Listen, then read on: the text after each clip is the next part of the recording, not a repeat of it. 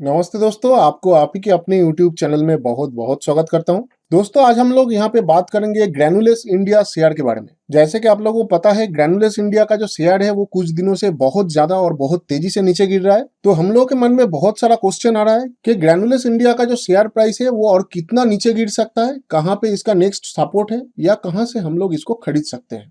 आज इस वीडियो के माध्यम से मैं उन सभी क्वेश्चन का आंसर करने का कोशिश करूंगा और पूरा का पूरा फंडामेंटल्स और टेक्निकल एनालिसिस के साथ।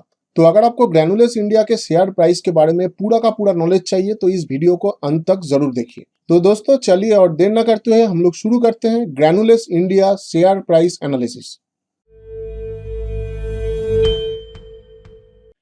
आगे बढ़ने से पहले कृपया इस डिस्क्लेमर को पढ़ लीजिए, ये बहुत ही महत्वपूर्ण है।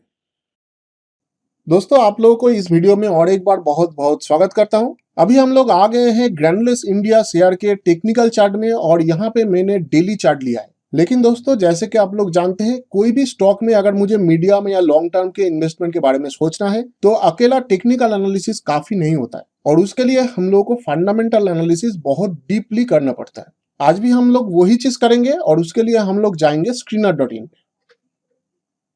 तो दोस्तों, हम लोग आ गए हैं स्क्रीनर.इन पे और यहाँ पे हम लोगों के सामने ग्रैनुलस इंडिया शेयर का फंडामेंटल्स पेज खुला हुआ है। तो यहाँ पे जैसे हम लोग को दिखाई दे रहा है कि जो इस शेयर का जो बुक वैल्यू है, मतलब ग्रैनुलस इंडिया शेयर का जो बुक वैल्यू है वो 87.8 रुपीज है और इसका जो करंट मार्केट प्राइस चल रहा है वो 325 रुपीज का चल रहा है। इसका मतलब दोस्तों, अगर मैं current market price to book value का रेशियो निकालता हूं तो ये लगभग आपको 3.5x के आसपास दिखाई देता है, जो एक हेल्दी प्रीमियम है, क्योंकि अप टू 4 या अप टू 4 जो है हम लोग एक हेल्दी प्रीमियम मान के चलते हैं। तो दोस्तों, ग्रैनुलस इंडिया शेयर का जो करंट मार्केट प्राइस है वो अभी इन्वेस्टेबल जोन पे है। और इसके बाद दोस्तों, अगर मैं ग्रैनुलस इंडिया शेयर का ROC देखता हूं तो वो 25.4% है, जो 15 से काफी ऊपर है। तो ये बहुत अच्छा है इस कंपनी के लिए। और अगर मैं इस कंपनी का ROE देखता हूं तो वो भी 27.4% है। ये भी दोस्तों एकदम ग्रेट है, क्योंकि ये 15 से काफी ऊपर है। ग्रैनुलस इंडिया शेयर का अगर मैं स्टॉक पी देखता हूं तो वो 14.4 है, जो 30 से काफी नीचे है। तो स्टॉक पी जो है वो भी एक काफी कॉम्पिटिटिव पोजीशन में आके खड़ा हुआ है। और इसके सिवा दोस्तों, ये जो कंपनी है ये टाइम टू टाइम अपना शेयर होल्डर को डिविडेंड भी प्रोवाइड करता है। तो दोस्तों, ग्रैनुलस इंडिया शेयर का जो ROE, ROC, स्टॉक पी और current market price to book value ratio, ये सब कुछ देखने के बाद हम लोगों को यही लगता है कि शायद ग्रैनुलस इंडिया जो है एक बहुत अच्छा फंडामेंटल पोजीशन में खड़ा हुआ है। मतलब इसका जो बेसिक फंडामेंटल है वो बहुत ही स्ट्रांग है और एक अच्छा खासा एट्रैक्टिव इन्वेस्टमेंट अपॉर्चुनिटी हम लोगों को यहाँ पे मिल सकता है। लेकिन दोस्तों, हम लोग ग्रैनुलस इंडिया शेयर का और भी डीप एनालिसिस करेंगे और उसके लिए हम लोग जाएंगे इसके प्रॉफिट एंड लॉस स्टेटमेंट। तो हम लोग के सामने यहाँ पे ग्रैनुलस इंडिया शेयर का क्वार्टरली रिजल्ट है। यहाँ पे हम लोग दो तरीके का एनालिसिस करेंगे, एक तो प्रीवियस क्वार्टर के साथ एनालिसिस करेंगे और एक क्वार्टर ऑन क्वार्टर बेसिस के साथ एनालिसिस करेंगे। मतलब जून 2021 का जो प्रॉफिट एंड लॉस स्टेटमेंट है या क्वार्टरली रिजल्ट है, उसको पहले हम लोग मार्च 2021 के साथ कंपेयर करेंगे, मतलब प्रीवियस क्वार्टर के साथ, और उसके बाद क्वार्टर ऑन क्वार्टर बेसिस पे भी करेंगे, मतलब जून 2021 के साथ जून 2020 का भी कंपेयर करेंगे। तो दोस्तों, अगर मैं प्रीवियस क्वार्टर के साथ यहाँ पे कंपेयर करता हूँ तो आपको यहाँ पे सेल्स में जो है बढ़ोतरी दिखेगा, मतलब यहाँ पे इंक्रीमेंट है। और सबसे ज्यादा जो चीज इंपॉर्टेंट है वो है नेट प्रॉफिट। नेट प्रॉफिट में यहाँ पे आपको थोड़ा सा घाटा दिखेगा। तो दोस्तों, सेल्स इंक्रीज हुआ है लेकिन नेट प्रॉफिट जो है वो यहाँ पे घट गया है। यही दोस्तों नेगेटिव पॉइंट हो गया है, जिसलिए ग्रैनुलस इंडिया का जो शेयर प्राइस है वो बहुत तेजी से नीचे की तरफ जा रहा है। क्योंकि अगर सेल्स बड़ा है और प्रॉफिट कम हो गया है, इसका मतलब इसका जो प्रॉफिट मार्जिन है वो भी कम हो गया है। और वहीं पे मैं अगर यहाँ पे क्वार्टर ऑन क्वार्टर बेसिस पे एनालिसिस करता हूँ, मतलब जून 2021 के साथ जून 2020 का अगर मैं कंपेयर करता हूँ तो आपको जून 2020 में आपको दिखेगा कि जो सेल्स था वो 736 करोड़ रुपीस था और जून 2021 में 850 करोड़ रुपीस है। मतलब यहाँ पे सेल्स जो है वो यहाँ पे बड़ा है। और उसके साथ साथ दोस्तों, अगर मैं जून 2020 का प्रॉफिट देखता हूँ, मतलब नेट प्रॉफिट देखता हूँ, तो नेट प्रॉफिट यहाँ पे 111 करोड़ रुपीस था, जहां पे जून 2021 में जो प्रॉफिट है वो 120 करोड़ रुपीस है। मतलब क्वार्टर ऑन क्वार्टर बेसिस पे इसका जो प्रॉफिट है, जो नेट प्रॉफिट है, उसमें इंक्रीमेंट हुआ है। तो दोस्तों, क्वार्टरली रिजल्ट से हम लोगों को जो पता चलता है कि मार्च 2021 मतलब प्रीवियस क्वार्टर जो है वो हम लोगों को कोई सपोर्ट प्रोवाइड नहीं कर सकता है, क्योंकि नेट प्रॉफिट जो है वो यहाँ पे ज्यादा है, मतलब प्रीवियस क्वार्टर में ज्यादा है और इस क्वार्टर में कम है। लेकिन दोस्तों वहीं पे हम लोग को ये भी पता चलता है कि 2020 मतलब ईयर 2020 जो है वो हम लोग को ग्रैनुलस इंडिया में एक सपोर्ट प्रोवाइड कर सकता है, क्योंकि जून 2020 मतलब क्वार्टर ऑन क्वार्टर बेसिस पे यहाँ पे जो प्रॉफिट है वहां पे इंक्रीमेंट हम लोग को दिख रहा है। तो टेक्निकल चार्ट में हम लोग जब एनालिसिस करेंगे तो ये चीज को हम लोग को ध्यान रखना है कि मार्च 2021 हम लोग को कोई सपोर्ट प्रोवाइड नहीं कर सकता है, या आप बोल सकते हो ईयर 2021 भी हम लोग को कोई सपोर्ट प्रोवाइड नहीं कर सकता है। जहां पे यहाँ पे ईयर 2020 जो है वो हम लोग को एक अच्छा खासा सपोर्ट प्रोवाइड कर सकता है। तो हम लोग टेक्निकल चार्ट में जो लेवल को निकालेंगे वो 2020 का कोई इंपॉर्टेंट लेवल हम लोग निकालने का कोशिश करेंगे। लेकिन दोस्तों हम लोग ग्रैनुलस इंडिया में लॉन्ग टर्म का भी इन्वेस्टमेंट का सोच रहे हैं, तो उसके लिए हम लोगों को जानना जरूरी है कि कंपनी का जो बैकबोन है वो कितना स्ट्रांग है या कितना वीक है। तो उसके लिए हम लोग जाएंगे ग्रैनुलस इंडिया शेयर के बैलेंस शीट में।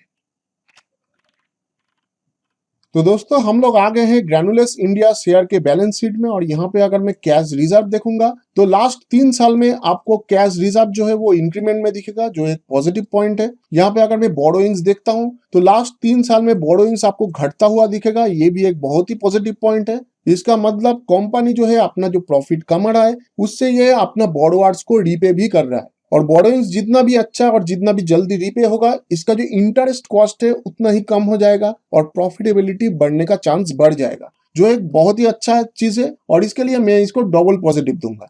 और इसके सिवा दोस्तों अगर आप यहाँ पे फिक्स्ड एसेट देखोगे तो फिक्स्ड एसेट भी आपको लगातार लास्ट 3 साल में बढ़ता हुआ ही दिखेगा, तो ये भी दोस्तों एक पॉजिटिव पॉइंट है। तो दोस्तों ग्रैनुलस इंडिया शेयर का जो बैलेंस शीट है उसमें हम लोग को क्लियरली सब कुछ पॉजिटिव में ही दिख रहा है। तो लॉन्ग टर्म में इस कंपनी का जो स्ट्रेंथ है वो यहाँ पे साफ दिखाई दे रहा है। तो हम लोग ये कभी भी ज्यादा एक्सपेक्ट नहीं कर सकते हैं कि प्राइस बहुत ज्यादा नीचे गिर जाएगा, और इसमें हम लोग को एक पॉजिटिव माइंडसेट लेके ही काम करना पड़ेगा। तो दोस्तों चलिए हम लोग जाते हैं ग्रैनुलस इंडिया स्टॉक के टेक्निकल चार्ट में, और वहां पे देखने का कोशिश करते हैं कि आइडेंटिफाई करने का कोशिश करते हैं कि हम लोग का बेस्ट जो पोजीशन हो सकता है इन्वेस्टमेंट के लिए वो कहां पे हो सकता है। तो दोस्तों हम लोग आ गए हैं ग्रैनुलस इंडिया शेयर के टेक्निकल चार्ट में, और यहाँ पे मैं अगर सभी स्टडी को ड्रॉ कर देता हूं तो आपको ये चार्ट कुछ ऐसा दिख सकता है, जहां पे आपको यहाँ पे क्लियरली दो ब्लू लाइन यहाँ पे आसपास दिख रहा है। ये वाला जो है एक बेस्ट बाई जोन है। जैसे कि आप लोगों को पता है मैंने आपको फंडामेंटल्स में भी दिखाया कि हम लोग को 2020 का एक लेवल निकालना पड़ेगा जहां पे हम लोग अपना पोजीशन सुकून से और आराम से बना सकते हैं। तो दोस्तों यहाँ पे आप देख सकते हो ये वाला जो जगह है ये पहले भी यहाँ पे सपोर्ट की तरह काम कर चुका है, और इसके बाद प्राइस जितना भी बार इसके अंदर आने का कोशिश किया है आप देख सकते हो 2 बार अंदर आने का कोशिश किया और दोनों बार ही यहाँ से इसको उछाल दिया गया है ऊपर की तरफ। तो दोस्तों ये जो लेवल है आपको 280 मतलब 280 रुपीज से लेके 315 तक जो आपका ये जोन है ये एक बहुत ही अच्छा सपोर्ट जोन के हिसाब से अभी के लिए काम कर सकता है। तो अगर हम लोगों को कोई यहाँ पे पोजीशन बनाना है इमीडिएट बेसिस पे तो हम लोगों का जो बेस्ट बाइंग पोजीशन हो सकता है वो यही जोन हो सकता है, जो है 280 से लेके 315 तक।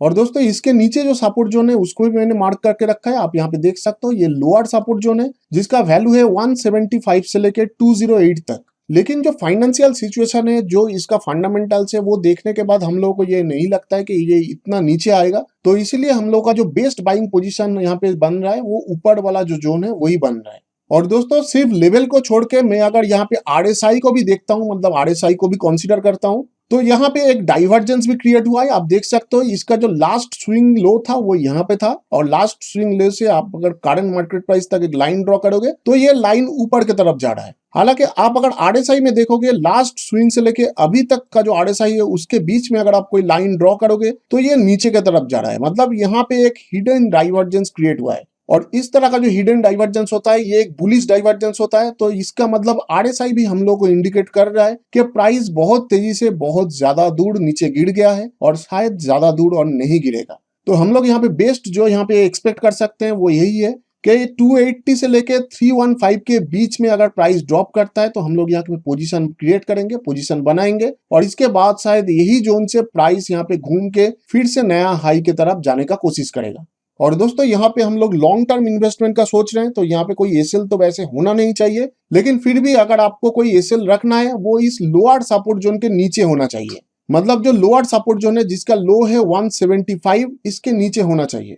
और फ्रेंड्स, अगर आप मीडियम टर्म में इसमें इन्वेस्ट करने का सोच रहे हो तो इसमें हम लोगों का जो टारगेट एक्सपेक्टेशन है वो 440 रुपीज का है। आप देख सकते हो 440 रुपीज, यही मीडियम टर्म में हम लोग टारगेट के लिए यूज करेंगे। और अगर हम लोगों को लॉन्ग टर्म में इन्वेस्ट करना है तो 440 रुपीज के आसपास आने से हम लोग पार्शियल प्रॉफिट यहाँ पे बुक कर सकते हैं और उसके बाद बाकी जो क्वांटिटी रहेगा उसको हम लोग लॉन्ग टर्म के लिए छोड़ सकते हैं।